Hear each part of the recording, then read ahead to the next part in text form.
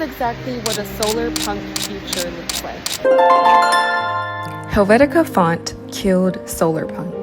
Every brand that we see now looks the same. It's the same beige, same sans serif font, same depressing minimalist storefront that looks like a hospital waiting room designed by someone who just discovered Apple Design Notes. Historians are calling it blanding, which is like a decade of tech-driven uniformity where every logo, every restaurant, and every building stripped itself down to nothing and called it sophistication. And Matcha Labubu Dubai chocolate is the direct result.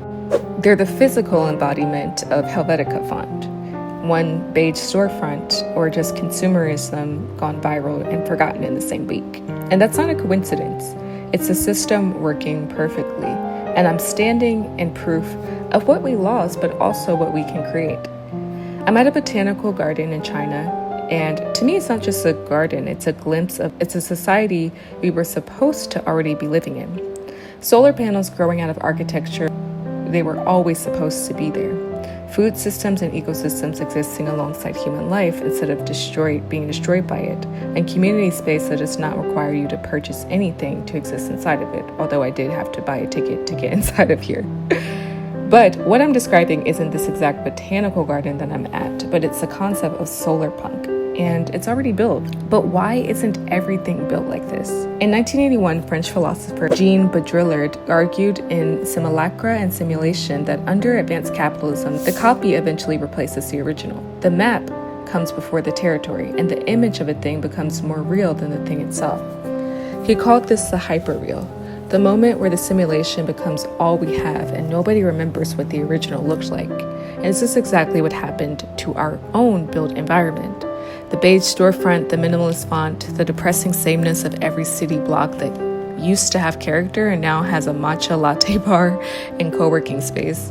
These are not aesthetic choices, actually. They're the physical expression of a simulation so total that we forget buildings were supposed to make people feel something.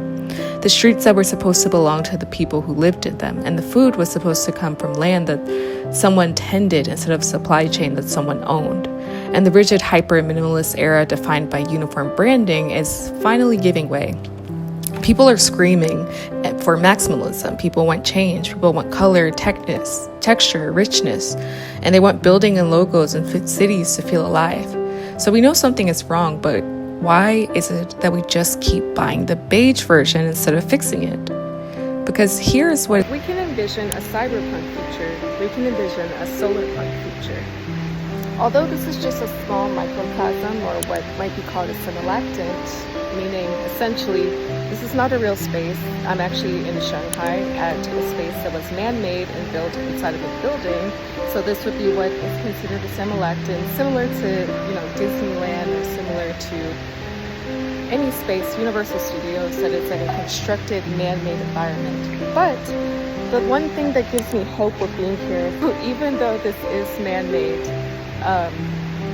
the rocks and the trees and the flowers and everything else is not. So these were brought here. But although this is man-made and considered a simulactant, as you would say, I do feel like this is a great representation of what the future could hold. Let's say we expand this outside of this dome, right? We're in a circular dome right now, but let's say we took this and expanded it to the next street.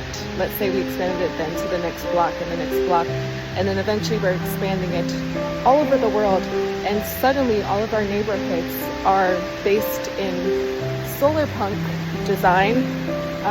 I think that could really change and be pivotal for the future in so many different ways if we transitioned to a solar punk society, to a solar punk level of architecture, to a solar punk infrastructure, even our highways, our road systems, because as you know, our highways and road systems were built on racism. The modern American infrastructure was built on racism. So this could be our future if we just expand beyond this building. And it is going to take a lot of reform. I believe in, I'm an abolitionist and socialist, MLM, but also I believe in a lot of different things, and I think in order to get this, it may take a bit of scorched earth in some ways. but not scorch earth, because we will be returning back to earth. So this could be our future. If it's possible here in a simulactin and a microcosm, it's possible anywhere. It's the same thing if you can dream it and imagine it, it already exists in the real world. You just have to make it physical and tangible. So. Because here's what's actually true right now. Solar panels cost 99% less than they did in 1977, and community land trusts are operating in Detroit, Oakland, and Baltimore today, removing land permanently from the speculative market. Oh, hey, I didn't see you there. Have you ever wondered what a solar punk future looks like? Yeah, could be it. Regenerative agriculture has fed entire civilizations for thousands of years, and indigenous communities manage watersheds collectively for millennia without a single utility company. Even in Brazil, favela communities built their solar microgrids and dropped their energy bills to virtually zero. So we have everything we need to build the world you see behind me right now. Literally, this is proof.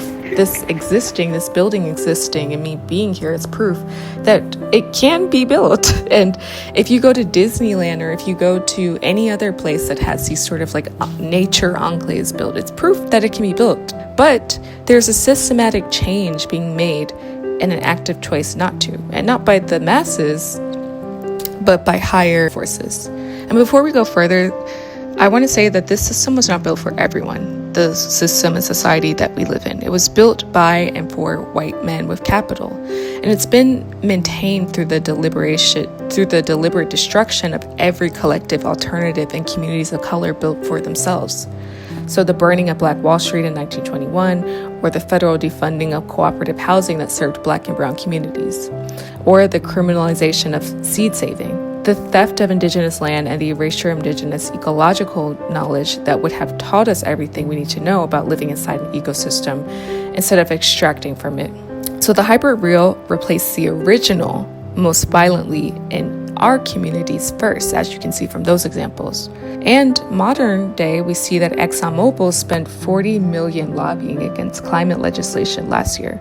So utility companies in 26 states made it illegal for you to sell solar back to the grid. Monsanto spent decades making it illegal for farmers to save their own seeds, and the obstacle to solar punk is not technology. It's actually a legal architecture built specifically to make collective ownership impossible. So because of solar punk society, one where communities own their energy, grow their own food, and house themselves without a landlord, it's a society where ExxonMobil, Monsanto, and BlackRock do not exist. Baudrillard said the simulation replaced the real.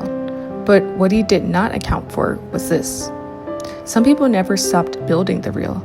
In the margins, and the enclaves, and the community land trusts, and the microgrids, and the seed libraries, as well as mutual aid networks that never stopped running, even when nobody was filming them. And in botanical gardens like Here I Am in China. These are not utopias, these are prototypes. And we keep saying we want to return to maximalism and to abundance, to richness and texture and life that feels full.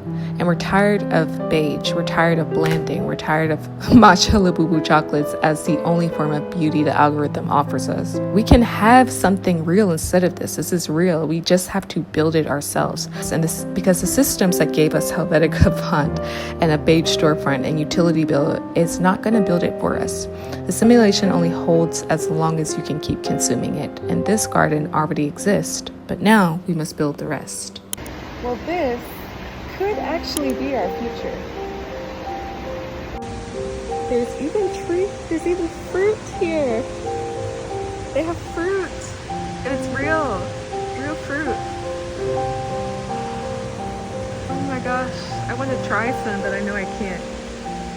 I know people probably been eating these because all the ones that are in picking level, the low-hanging fruit, are gone. They're gone, child. They took it all. Those ones up there look really ripe. Those ones look good as fuck. Those ones look good.